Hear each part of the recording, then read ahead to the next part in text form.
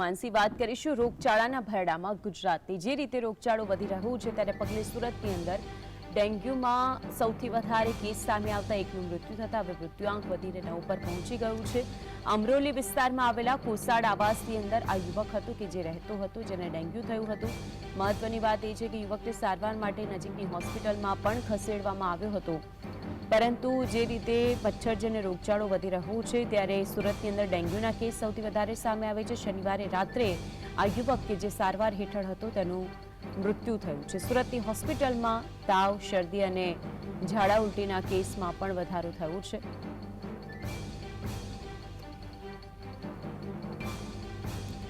ડેન્ગ્યુથી વધુ એકનું મૃત્યુ થતા જે આંક છે જે વધી ગયું છે, 9 ઉપર આ આંકડો પહોંચી ગયો છે। અત્યાર સુધી 7 ઉપર આંક હતો, ત્યાર પછી વધુ એક યુવાનનું મૃત્યુ થયું હતું અને આજે પણ હોસ્પિટલની અંદર સારવાર હેઠળ એક યુવકનું મૃત્યુ થયું છે। તો આજ અંગે વધુ માહિતી માટે સંવાદદાતા સાહિસ જોડાઈ ગયા છે। સાહિસ, ડેન્ગ્યુના કારણે વધુ એક યુવાનનો ભોગ લેવાઈ ગયું છે, મચ્છરજન્ય રોગચાળાએ માથું ઉચક્યું છે, વિગતો શું છે? બિલકુલ, જે રીતના સતત હવે ડેન્ગ્યુના કેસોમાં પણ વધારો જોવા મળી રહ્યો છે, રોગચાળામાં તો કેસોમાં વધારો જોવા મળ્યો હતો, પરંતુ હવે મચ્છરજન્ય રોગચાળાની અંદર પણ હવે વધારો જોવા મળી રહ્યો છે। ત્યારે એક પછી એક કેસો પણ સુરત શહેરની અંદરથી સામે આવી રહ્યા છે। સુરત નવી સિવિલ હોસ્પિટલની વાત કરવામાં આવે કે સ્મીમેર હોસ્પિટલની વાત કરવામાં આવે, તમામ અત્યારે હવે બંને હોસ્પિટલની અંદર હવે ડેન્ગ્યુના કેસોમાં વધારો જોવા મળી રહ્યો છે। મૃત્યુઆંક પણ અત્યારે 9 પર પહોંચી ચૂક્યો છે। પહેલા 7 હતો, પછી એક યુવાનનું મોત થયું હતું, 8 પહોંચ્યો હતો અને આજ રોજ ફરીથી અત્યારે માહિતી સામે આવી રહી છે કે એક વ્યક્તિનું સારવાર દરમિયાન મોત નીપજ્યું છે। એટલે કહી શકાય કે જે રીતના મચ્છરજન્ય કેસોની અંદર સતત વધારો જોવા મળી રહ્યો છે અને કેસોમાં પણ વધારો જોવા મળી રહ્યો છે। બીજી તરફ મૃત્યુઆંક પણ અત્યારે 9 પર પહોંચી ચૂક્યો છે। સિવિલ હોસ્પિટલની અંદર પણ દર્દીઓનો ઘસારો જોવા મળી રહ્યો છે। શરદી, તાવ સહિતના અલગ અલગ કેસોની અંદર સતત વધારો જોવા મળી રહ્યો છે। રોજના શરદી, ખાંસી સહિતના અલગ અલગ જે બીમારીઓ છે તેના કેસો 400 થી 500 જેટલા કેસો મેક્સિમમ સુરત સિવિલ હોસ્પિટલની આવતા હોય છે, પરંતુ આરોગ્ય વિભાગની ટીમ પણ અત્યારે એલર્ટ જોવા મળી રહી છે। અલગ અલગ વિસ્તારોની અંદર જઈને દવા છંટકાવની કામગીરી કરવામાં આવી રહી છે અને જ્યાં પણ વધારે મચ્છર અથવા તો પાણી ભરાયા હોય ત્યાં સ્વચ્છતા કરવાની કામગીરી પણ કરવામાં આવી રહી છે। અનેક લોકોને દંડ પણ ફટકારવામાં આવ્યા છે।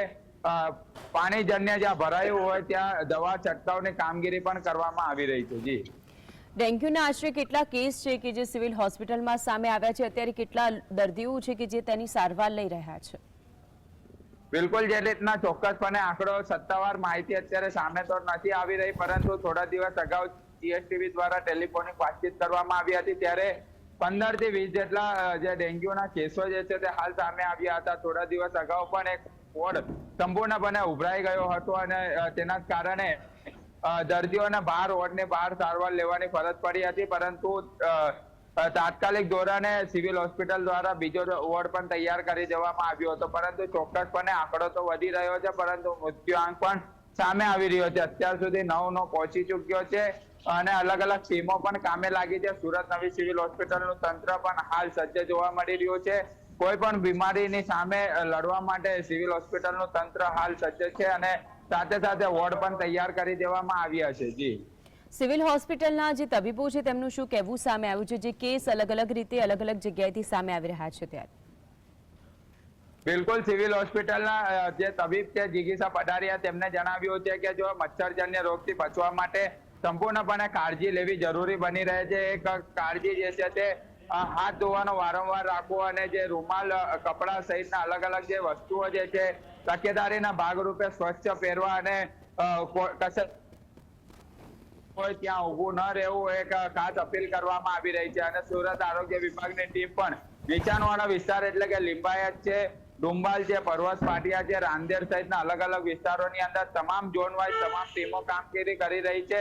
જ્યાં પાણી ભરાયા હોય ત્યાં દવા છંટકાવની કામગીરી પણ કરવામાં આવી રહી છે અને જો લોકોને પણ સાવચેત રહેવા માટે અપીલ કરવામાં આવી રહી છે અને જો કોઈ પણ ટેરેસ પર પાણી ભરાવું હોય અને જો મચ્છરજન્ય ફેલાયો હોય તો તે મિલ માલિક અથવા તો ત્યાંના રહેવાસીઓને દંડ પણ ફટકારવાની કામગીરી સુરત આરોગ્ય વિભાગની ટીમ દ્વારા કરવામાં આવી છે। જી, બિલકુલ, સાહિસ આપ જોડાયા અને સમગ્ર વિગત